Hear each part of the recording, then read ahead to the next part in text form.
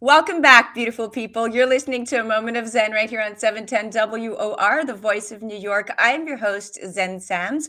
Now, up next, we have Dr.Suchie Chawla. She's one of the select few oral and maxillofacial surgeons in the NYC area, and she's earned both a dental and a medical degree. Her extensive clinical experience ranges from surgical procedures like wisdom teeth extraction, implants, bone grafting, to more complex conditions involving maxillofacial pathology, facial trauma, and facial reconstructive surgery. She is a dental expert with in-depth knowledge and education in facial anatomy, anesthesiology, and reconstructive surgery.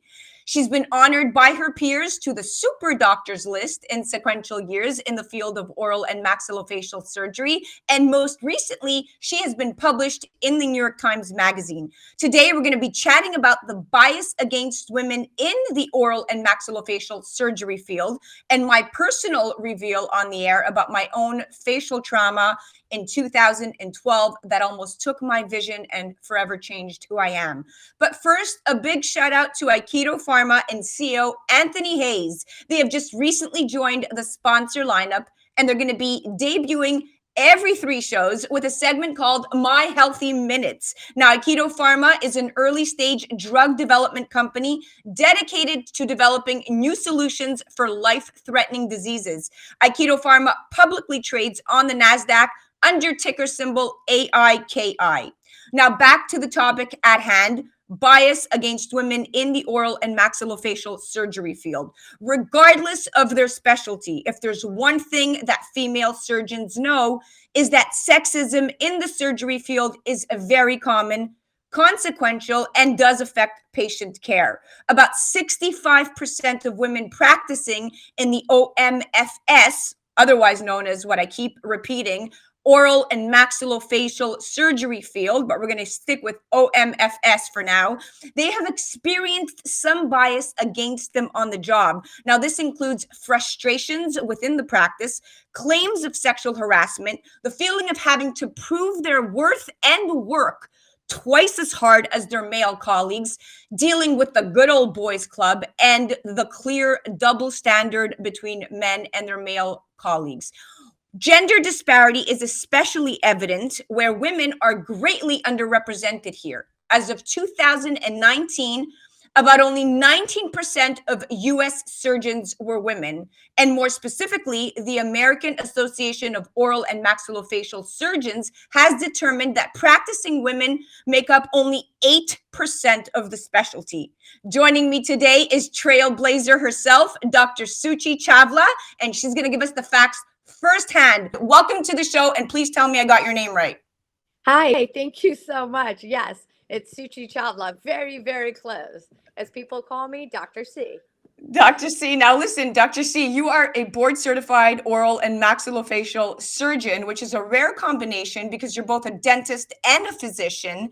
And this is quite impressive. What inspired you to want to specifically this field, enter this, it's a very, very niche market. So I was interested in healthcare sciences since I was in college, and I pursued dental school.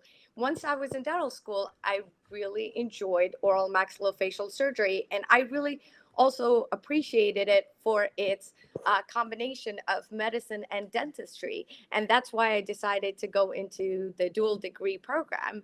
As we know, we need to treat humans as a whole, we don't just address one issue. So that's what drove me into the profession, and I absolutely love it.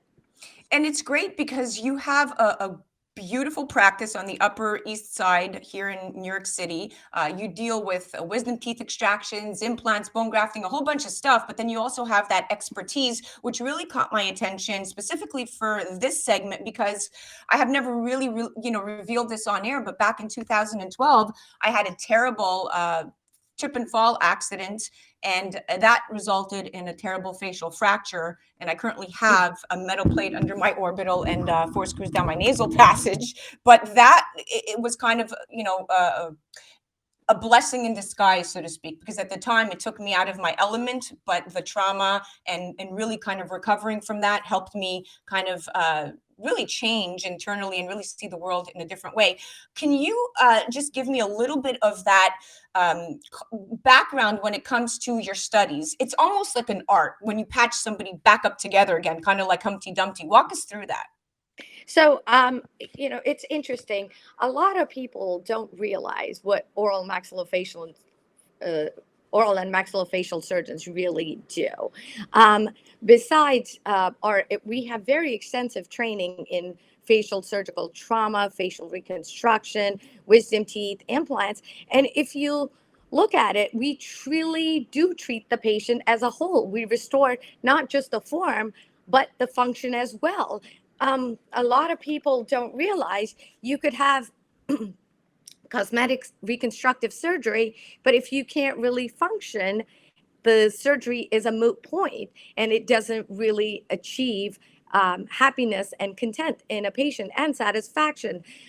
So, our specialty really is something that looks at form and function as a whole, and hence, in order to be an oral and maxillofacial surgeon, you have to have a DDS degree. You have to go to dental school because otherwise there is a lack in combining both the surgical aspects. Oh, without a doubt, you have to understand the scope of not just dentistry, but the complex, like you said, the that complexity involved in reconstructing the face properly and making sure that everything is all your T's are crossed and I's are dotted, so to speak. But now let's kind of bounce back to this very male-driven field. Now, I remember when I was taking appointments, I very rarely encountered any female surgeons, let alone being able to address my issues as a woman, things that were more important to me that a lot of the male surgeons felt that I shouldn't have to worry about.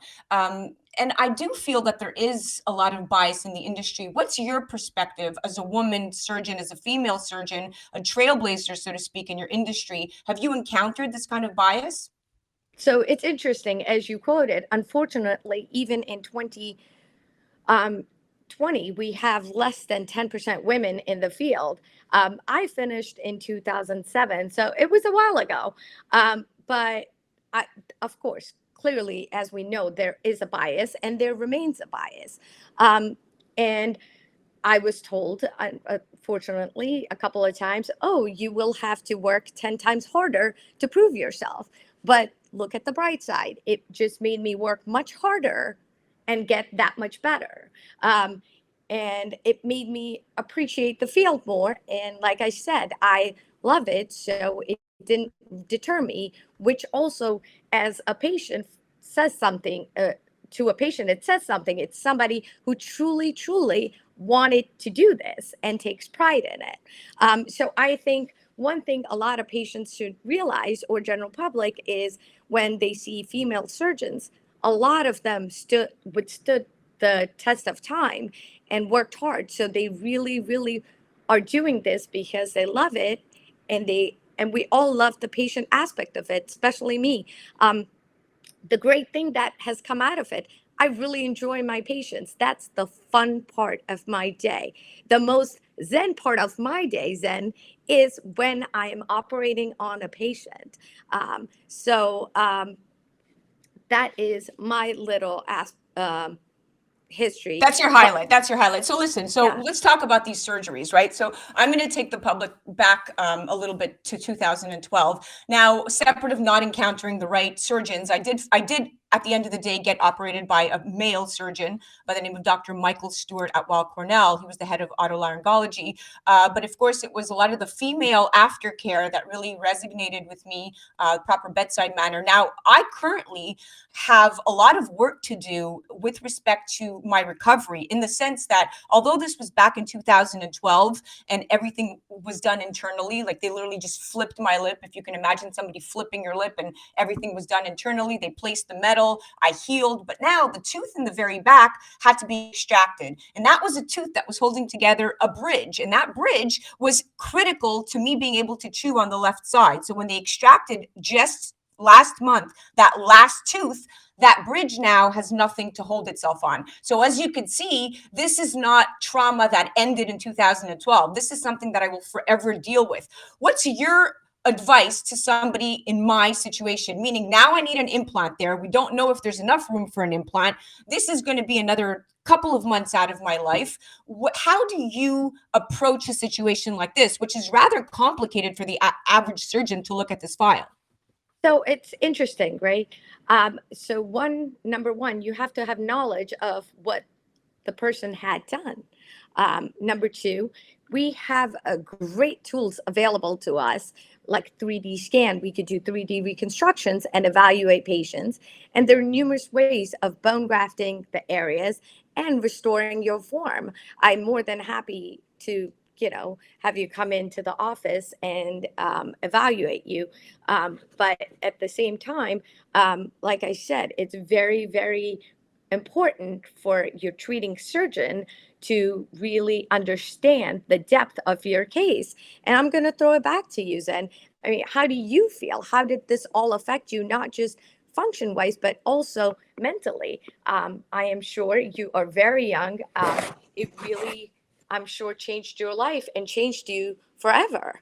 Oh, without a doubt, this forever changed me. I mean, to wake up one day and see your face completely swollen to the point where the swelling didn't really subside for months after the fact, to be handed a pack of, Percocets and Vicodins and be told, you got to deal with it. I immediately did my own research. I resorted to cannabis therapy for a lot of the facial twitches, a lot of the oils and the derma blends that use a combination of THC to CBD, 1-to-1 ratio under, of course, medicinal care. And this helped me a lot, and it helped me not have to use any kind of prescription painkiller, anything that was harsh on your body, but also on your emotional part, because you can get addicted to that kind of stuff when you're going through something so steep. So yes, it did kind of make me feel like I had to take matters into my own hands. And I had a lot of creative doctors around me that helped me deal with a lot of the trauma on an emotional level, so to speak. It was more about having the proper care team, like you said. But what makes me really excited about your practice is that you are like a 3-in-1. So for people that are listening and don't really understand the scope of maxillofacial surgery and the dental industry, is that we're talking to Dr. Suchie Chawla, who is not just a surgeon, maxillofacial, board certified, but she's also a dentist, and she understands the scope of both of these worlds that have to come together. And it makes me feel really comfortable to be able to walk into your office, so to speak, get these 3D scans, be able to evaluate this properly, and also talk to the surgeon that would ultimately be performing this and not have to bounce back with, 2 or 3 different cooks in the kitchen. So I take my hat off to you. That is an incredible resume that you have there. And I would be more than happy to be in your care. Thank you, Zen. So like I said, the most important thing is picking the right surgeon. Also somebody who has knowledge base that could help you. Also really be open to various treatment options. I personally think that you should treat people the way you would like to be treated yourself, and think of every patient as your own family. I know it sounds cliche, but that is no, really it's not true. cliche at all. Well, thank you so much for joining me. It was great chatting with you. This was like a little therapy session combined with a great conversation. You are incredible. Thank you for everything you do for your patients. And more importantly, I'm going to come visit you. Thank you. I Guys, really guys, you definitely have to check out her website. Her name is Dr.Suchie Chawla. Suchi like Gucci, Dr. Suchie Chawla, DrSuchieChaw. There's the trick, LA.com. We'll be right back after this. You're listening to A Moment of Zen right here on 710 WOR, the voice of New York. I'm your host, Zen Sams.